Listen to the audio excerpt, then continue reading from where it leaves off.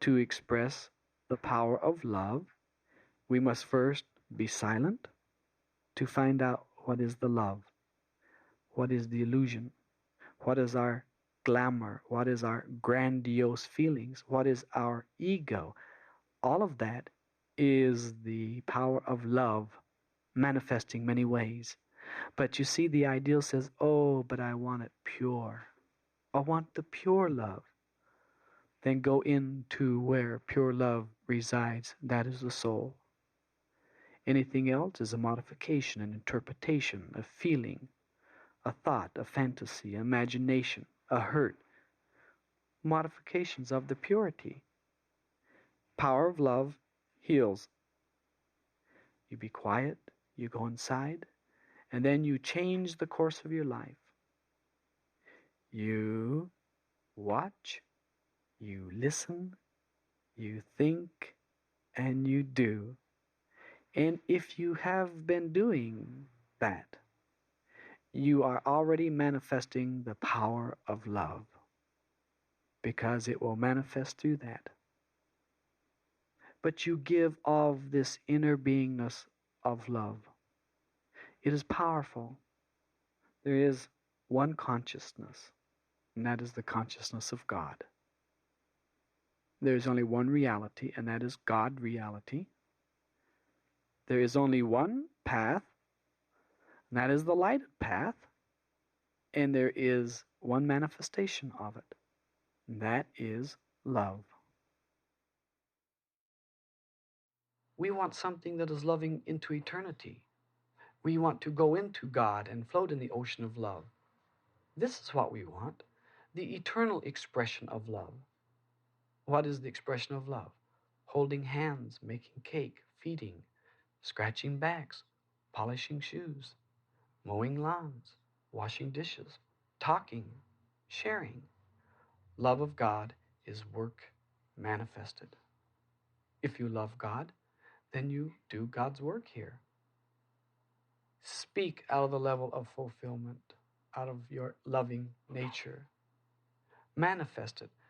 Focus upon this. Do not walk around unconscious. Focus upon the step being a loving step. Focus upon driving the car being a loving action. Focus upon the universe. It's a loving universe. If it weren't, it would have been gone a long time ago. Because you see, negativity destroys itself. The loving nature will attract those of loving nature. The light in you will attract the light in others. Share it, mingle it, give it back. It will be greater. For the loving nature perfectly loves. This is the moment of God's eternity right now. It goes on into the past and into the future, but it's all now. So there's nowhere you can think or be that you're not within eternity.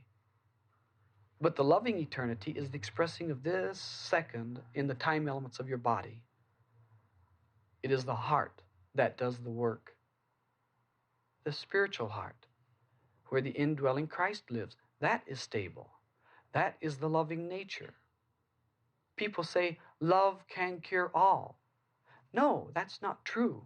Loving can cure all. Loving is expressing. Loving is experiencing. Loving is giving. The loving nature loves, expresses. It doesn't just say, I am love, and does nothing. And so when we come back to the spiritual heart, we find ourselves in the center of all beingness. And at that point, we reside then at the apex of time. And all things are delivered unto us. The light in you sees the light wherever it is. The Christ in you recognizes the Christ in others. God in you recognizes God in others. Grow your light, grow your development. Be a joy to everyone you see. That is loving. Listen to the heart. It will tell you truly wherein you lie. You listen to the mind, you will fall. You follow the emotions, you will be in despair. When you turn to the heart and the light is filling it to overflowing, then you say, Now I know the joy of the soul. We come into the present, and the traveler present this time says, that's fine to give up the mind and give up the desires and give up yourself, but after all that, what have you got? It's like the only thing then that is left here is that is the living love, or the spiritual heart. That is the understanding. And it's very true then that man, in its whole process that we call mankind, becomes the avatar, but the traveler becomes the heart of that. And that heart is the living love. And it demonstrates it over and over and over, and does not demonstrate sacrifice of mind, nor giving up the desires, nor the eliminating of self, because that's done. But it now says, now live, because all of that has been done. That has been set up for us to follow. It's done. It's over. Now we can enter into it joyfully and just be the living love. We can be the spiritual one we've been waiting for. We can really do that. Just take a second and go back inside. Try to find a place that has some irritation. Well, it shouldn't be too hard. Some disappointment. Some reluctance, stubbornness. Oh, and let's look for some righteousness. Yeah, righteousness. We got a lot of that. And let's love that as it is, not changing it to something else. Don't change it to grace or joy or happiness. Just love it as it is. Let it be okay that you have that inside of you. Let it be welcome inside of you. Just hold calm and let it be, and it will flee from you. Where does it go? It dissolves into you as energy, because God created one energy and then said, do with it as you want to do. And we've been doing that. So now we have to label it. And so we label it good and bad, so we can be on the good side when we're on the bad side. Let's go to the bad place inside. Just the bad place, wherever that is, and let it be okay. It's not standing up and say, I'm bad, come follow me. It's just recognizing that there are times inside of you when things aren't going to be as wonderful and great as you might think they should be, being a spiritual divine person. Just love it as it is. As you are loving in your nature, anyone around you is touched and awakened. For you must transmute all the negativity in and around you into positive light. Our job is, as a co-creator, to clean up the messes that are around us. We are chosen spirits of this time because since the time of Atlantis, the ethers around us have been polluted with stagnation. Many of the insidious thoughts that have been placed against people, the crimes against mankind, are hanging in the air. They are attracted into the light bearers. Light bearers have a hard time. Why?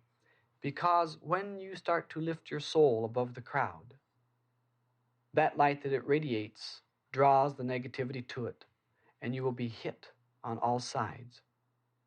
It has been this way with everyone seeking God. You are not exempt either. We now manifest the love.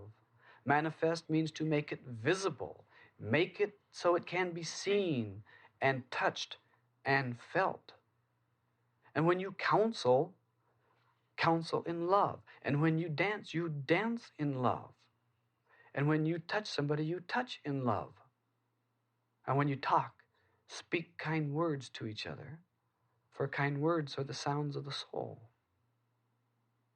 Kind words are nourishment. Kind words are the loving heart, loving manifested out. For no man comes into the loving nature that is not lifted. There is this thing called personal responsibility. in this level. You say, well, I want to be awful careful what I promote then. Sure, what'll I promote? Love? Just promote love. Just be the living love. Does that mean you're nimby-pimby, or you don't know what's going on, or you're a nincompoop? Maybe. Perhaps. But you can still be full of love. And what is the power that's involved in creation? There's 3 demonstrations of God. 3 demonstrations of God. God is spirit, God is light, and God is love. You see, how's that all come about? Through the sound current.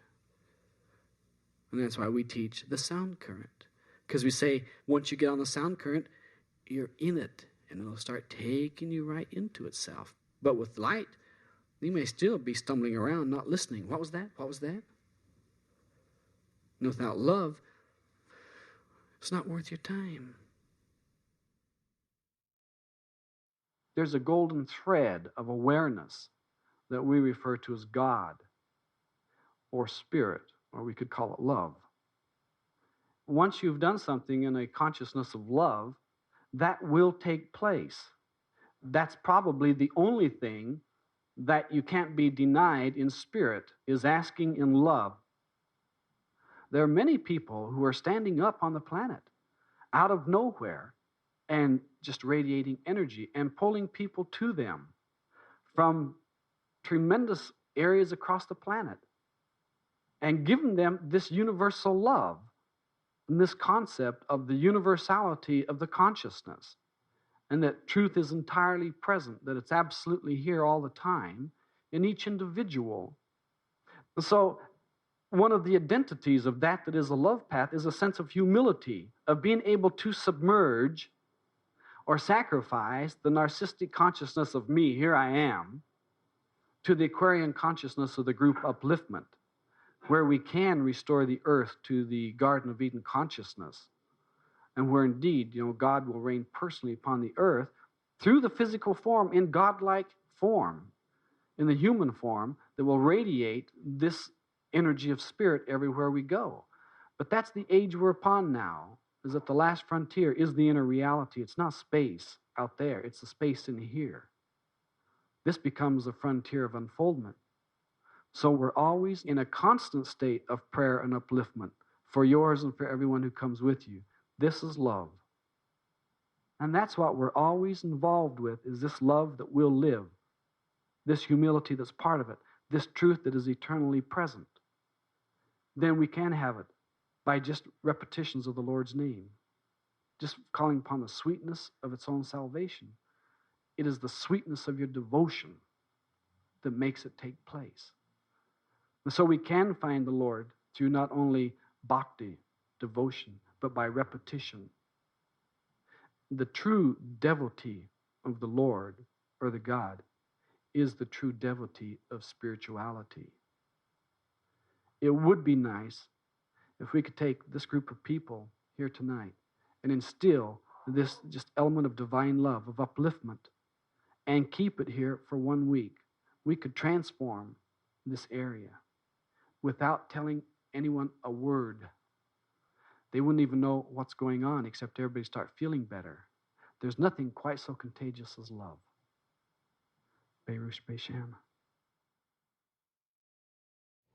Once we're in the soul and we're in that state of being that is just there, we are in a state of abundance, and we are in a state of manifesting limitless love and limitless truth and limitless physicality. There's no place we cannot be physically, even though it will appear to be restricted to the edges of our body. We can take those elements and move them and reassemble them in a lot of different places and physically walk the planet. And people will see us and say, I saw you there, but I knew you were but what is this? It's like, that is not a mystery. The mystery of all mysteries is that God is present and not present. And the other mystery is that you're present and you're not present. And those are the mysteries that once you arrive to that state of where the mystery schools are taught, you don't say, I understand it. It's eureka, absolutely. That is the way it's always been. But back inside it becomes limitless. As long as you stay back there inside, you have absolute freedom and total potentiality, and the manifestation takes place. Not as looking at your lack to manifest something present. That's like a negative approach. But sitting in the state of abundance and letting it flow from you instead of attempting to attract it to you. When you attract it to you, you are manifesting that of the personality. And as you let it flow from you, you're manifesting that is the God essence inside of you. And all you do when it manifests from you is these people and these things come in and they hook in to these energies you've put out. And then they just turn and come right in on the line to you to be utilized. Not to be manipulated, not to be destroyed, but to be utilized 100%. So that it is completely utilized. That is not utilized feels subjugated. When we're not loved totally, we feel misused, abused. When we're loved totally, there is a totality present. And in totality, there's no subjugation, there is no authority, there only is. And that is us, Berush Beishan. I remember in Insight seminars, one of the statements was, get your intention real clear. Something like that, right? Or get it real clear and your intention. So people sit and go, I'm really got my intention really clear. No, you just got your face all focused down and pulled out of shape. What is that intention that we're trying to get clear? Intention is clear. If you get intention, it is clear, or you don't get it. That's its nature, is clarity. But how do we get it? The intention is an energy field that moves in the flick of an eye. It isn't a long held out whatever. If I sit and hold my attention, what I'm doing is focusing. I'm not getting my intention clear. I'm just getting clear about the place I'm going. That's all I'm doing. And we have to understand that that's what you're doing. Because if you don't get something because your intention wasn't clear, that moment when we are after something and we say, I want, and my intention's really clear, and they don't get it, underneath all of that to say, I knew that. I knew I wouldn't get it. That was their intention. It was not this other thing that they had designed and decorated and free-form writing and wrote a contract to themselves and wrote affirmations and did the whole thing of how to positively move the energy. It moves in the flick of an eye. All we have to do is have an intention. Like all of us show up in this room with the idea of let's care, and the spirit of caring moves. You know, it's amazing. It isn't a serious spirit.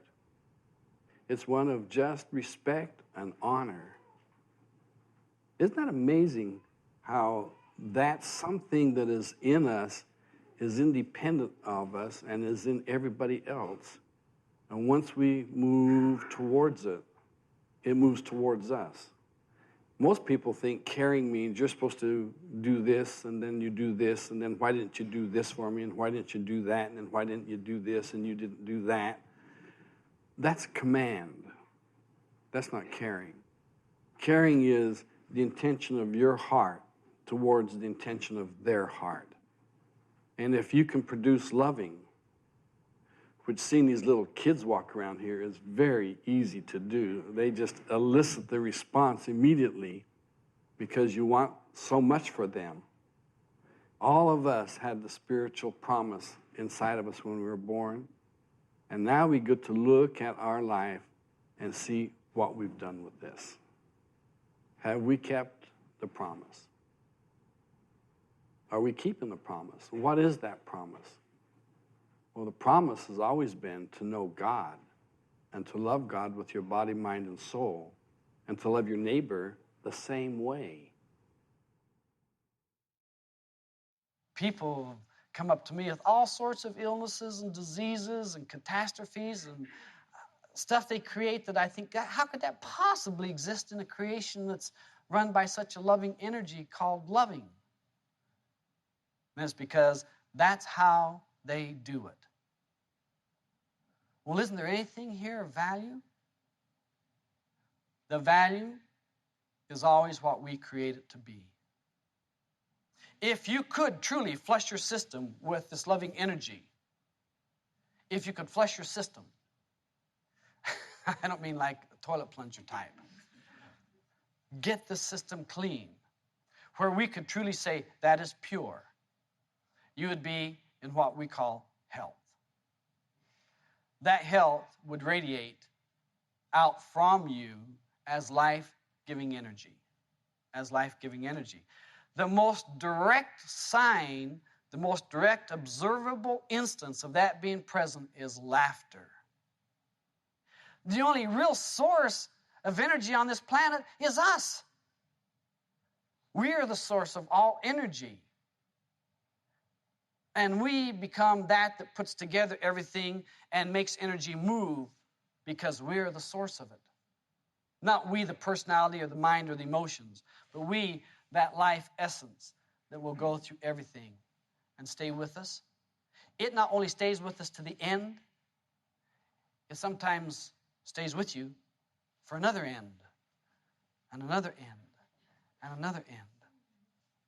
We say, well, what is the scheme of all these things?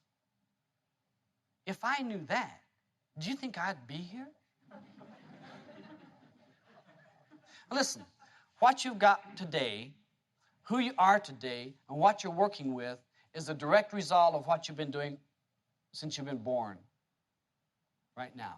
If you don't like what you got, you're going to have to change something that you're doing because you're the one doing it.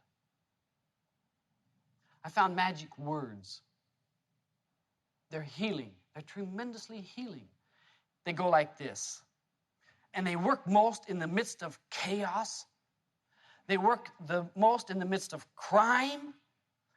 Anything that can be bad, all you got to do to turn to the person and say is, I love you. That doesn't do it? You run.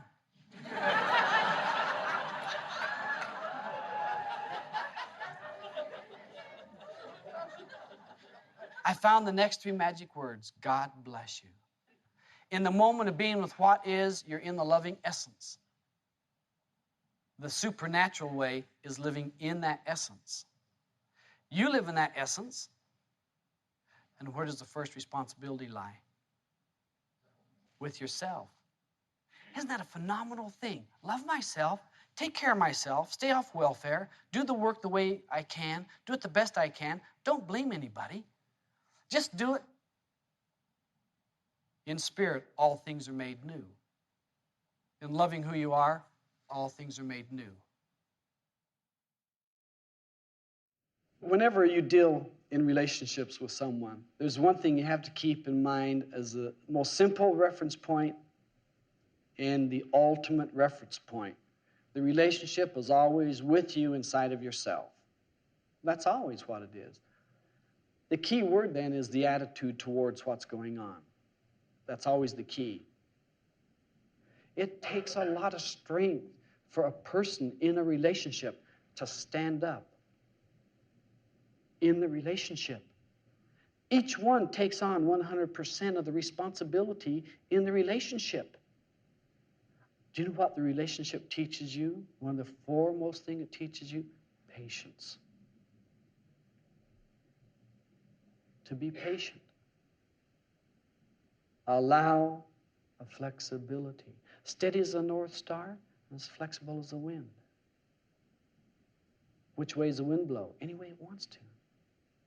Where's the North Star? Keep looking up. If we can look into the Spirit in each one, oh boy, that's a challenge. Why? Because all these other things get in the way. Let us set up our rules together, how we're going to work this. And then the things that I'm weak on, I want your support. Will you support me? Yes. That's all I need. I'll provide the rest. Love isn't looking at each other. That's boring. It's looking at the same direction, into the same things, and the same philosophies, the same goals, the same regenerative process. It's a cohesive quality, but not a cementing quality. It's a supporting quality, but not a smothering quality. When we truly love, a third thing appears called the loving heart. And we live in the loving heart in ourselves and in the other and in the intermediate form. Very special. If we ask for anything in terms of this world, in terms of spirit, in terms of another individual, we must be willing to give to receive. What we have to do is exercise this thing called God's abundance.